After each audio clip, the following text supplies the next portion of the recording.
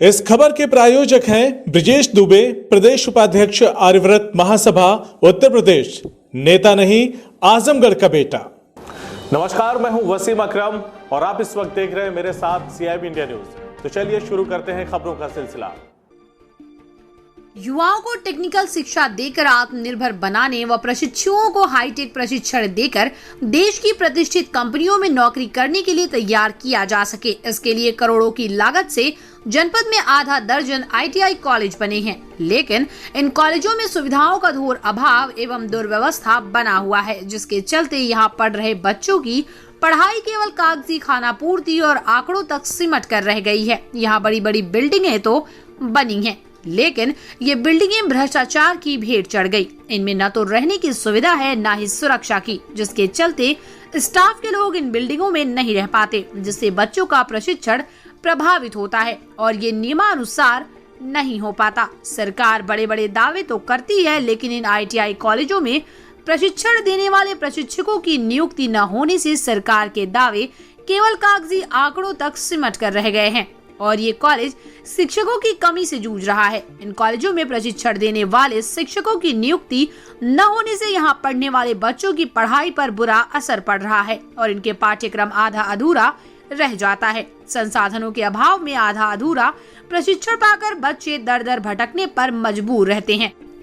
जनपद में 6 ITI college बने हैं और इन कॉलेजों के आंकड़ों पर नजर डालें तो 1287 बच्चे विभिन्न ट्रेड से पढ़ाई कर रहे हैं और वर्तमान में 35 प्रशिक्षक हैं, जबकि इतने बच्चों पर 200 प्रशिक्षक होना चाहिए, तभी ठीक ढंग से पढ़ाई हो पाएगी। लेकिन प्रशिक्षकों की कमी से जूझ रहे आईटीआई कॉलेजों के वर्कशॉप में धूल फाक रहे मशीनरियों को देख के अंदाजा लगा सकते हैं किस तरह शिक्षा ग्रहण कर ये बच्चे, उनका भविष्य इन्हें कहाँ ले जाएगा। वहीं इन कॉलेजों में चतुर्थ श्रेणी के 60 कर्मचारी चाहिए, लेकिन वर्तमान में 3 कर्मचारी हैं, तो किस तरह कॉलेज का रखरखाव व अन्य काम होता होगा, बखूबी आप जान सकते हैं। अब देखना यह है कि इन कॉलेजों की तरफ सरकार ध्यान देकर इनकी दशा सुधारती है या अपनी बदहाली पर ये आईटीआई कॉलेज आंसू बहाते रहेंगे।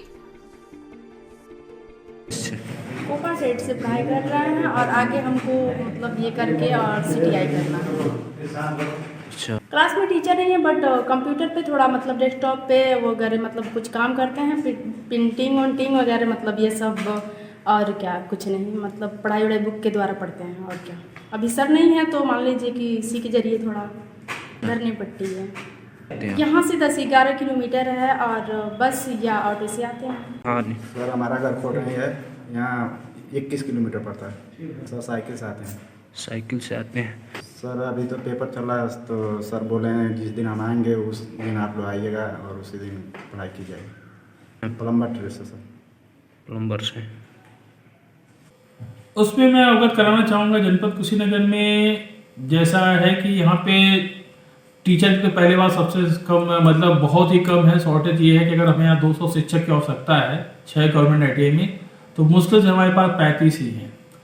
35 के आने से क्या हो रहा है कि कई टीचरों के पास कई सारे व्यवसाय को देख रहे कि जिससे भी कैसे भी करके हम बच्चों को प्रशिक्षण का काम पूरा करें और उनको कोई चीज़ की बाधा ना हो। हम ये चाहेंगे कि जनपद में जो शिक्षक की कमी है वो शासन स्तर से बातें हो रही हैं कि उसमें जैसे ही आएंगे पूर्ण कर लिए जाएंगे, तो ये एक थोड़ी सी परेशानी है हमारे जनपद में शिक्षकों की। बाकी और कोई ऐसी परेशानी नहीं है कि जो प्रशिक्षण को लेकर कोई ऐसी दिक्कत हो। सीआईबी इंडिया न्यूज की सभी खबरों को देखने के लिए लाल रंग की बटन को दबाकर चैनल को सब्सक्राइब जरूर करें, घंटी जरूर दबाएं ताकि हमारी सभी खबरों के नोटिफिकेशंस आप तक पहुंचते रहें।